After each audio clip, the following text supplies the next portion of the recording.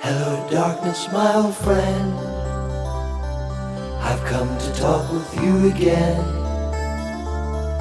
because a vision softly creeping left its seeds while I was sleeping, and the vision that was... Isn't that beautiful? This is early in the morning, Stanton Prior, Darley Road, meets Eastbourne. And this is me, in my bedroom, in the early morning, looking out at the beautiful snow. Isn't that gorgeous? You know, you could sit and watch the snow for hours and hours and hours. I think it's gorgeous. I wonder what I'll do today. I think I'll just sit and watch the snow. Shall I sit and watch the snow? I think I will. Well, here we are. Bachelors Review for January. Quite a strange one this time. We had a very strange January, Colin and I. We had a lot of private stuff happen to us. And we don't like to share private stuff. We're quite private people, Colin and I. But suffice it to say, we've got through it and we're up and running again and back doing shows. But we didn't do many shows in January. One in particular we did, which was fantastic, was the Butlins Minehead show. Unfortunately, they wouldn't allow us to film it. And we had the cameras and everything ready to actually film it properly. But they wouldn't allow us to do that. It was quite something though. It was about 3,500 to 4,000 people. Quite a big one. Tremendous audience. Colin and I absolutely adored it. So this time for our review, you probably know quietly that we're putting a DVD together. And I thought we'd just give you a little insight into what we're doing on the DVDs. The first section is Con and I just chatting and talking at Con's house about the best show that Con ever saw. Here's a question. What's the best show you've ever seen? The best show I've ever seen? No, there's a thing. When I was at school, and I was in equity, I used to go That's an admission of insanity for a start. Go on. I used to go to the Theatre Royal in Dublin every Tuesday or Thursday afternoon, because with your equity card you could get in free. Really? Yeah. The Theatre Royal, it was the biggest theatre in Europe. That's right. Over 4,000 seats. Was it? Yeah, it was huge. And I saw some great shows there, because what used to happen was all the American acts, the big American acts, when they'd be coming out to London to do the Palladium or whatever, they would stop off in Dublin and try their act out in Dublin in the Theatre Royal before they came to England. Because the planes used to fly into Shannon Airport. That's right. Yeah. And then they'd fly out then over to London. Yeah. But I saw some fabulous shows there. So what was the best one? It's hard to say. Actually, funny enough, one of the best shows was a guy called Stan Stennett from Wales. Yes. Because Stan came over and he was loved. All the Irish people loved him. That's right. And the thing was, with the Theatre Royal, you had to show last week's ticket before you got one for Sunday night. I opened Sunday night. It was absolutely packed. The place was packed solid. Sunday night. And on Monday morning, everybody in Dublin knew who had been to the Theatre Royal the night before. And say, what's the show like? What's the show like? And if it was good, word of mouth. If it was good, the place was packed for the week. If it was no good, then the place was empty for the week. Do you know, I remember that. And Stan Stennett, he packed the place for the week. Yes. So much so that they kept him on for an extra week. And you know the story? Actually, Stan became a great friend of ours, as you know, because he was a member of the Grand Order of Water Rats. Yeah.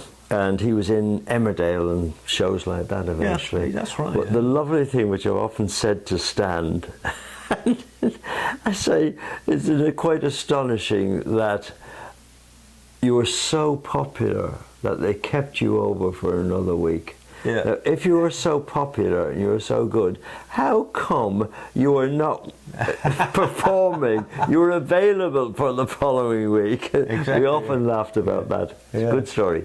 Yeah, he was a lovely man, though. Next bit we'd like to show you is from the forthcoming DVD. A little bit of silly singing Diane and the story attached to it. Do you know one question that everybody asks me? How did you get your music and influence? Well, I remember we used to listen to people like, in Ireland anyway, people like the Kingston Trio. They were American, were a folk group, yeah. Yeah. We were folk influenced really at the start, I suppose. And then the Letterman. Smothers Brothers. Smothers Brothers, they were for comedy. And strangely enough, a little bit of the Clancy Brothers, those three American guys that pretended they were Irish. But then it was when Carl Denver, remember Carl? Yeah. Carl came over and we met him in Dublin. That's right. And he used to work in a little club called the 55 Club. There you go. Was he digging the ground, was he? Well, yeah, he was. He was performing in a little club called the 55 Club in O'Connell Street in Dublin. We used to go in there and watch him. And a fantastic guitar player he had with him, that chap from... Brian Horton from Wales. Absolutely. But how do we get on to Charmaine and Diana and that? I can tell you. Yeah. I know, because I remember working it out. We figured out Marquita. Do you remember that? Marquita, Marquita. How did you get that high? I love you. So we sort of nicked. Let's always say, why create mediocrity when you can steal genius? Exactly. And we stole that idea because Dick Rowe had said to us, do a combination of Carl Denver and Frank Ifield, but with a harmony group flavour. Exactly. So when it came to Charmaine, I remember we worked out, we went, okay. Waiting just for you. Marquita, Marquita. Well, that was a terrible steal. And then, of course, Diane, which was Smile for me, my Diane. I'm in heaven when I see you smile, smile for me, my Diane, and though everything's dark, oh, why I can see you, Diane. You have lighted the road leading home. Oh, pray for me when you can,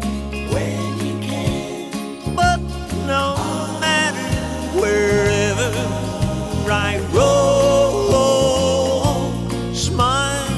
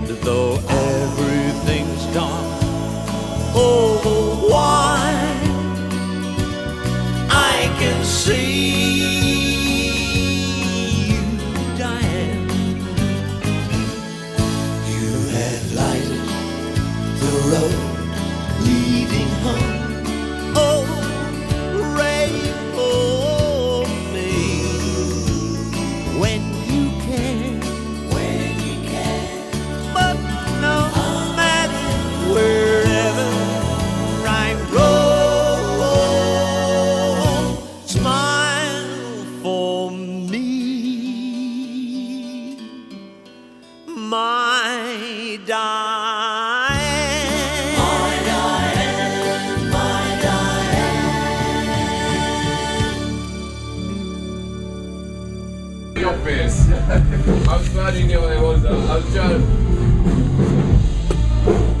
And here we are in the dressing room of the stars. And we've got various crew linking about. We've just done 2 fantastic shows, haven't we, Danny? 2 shows, Danny.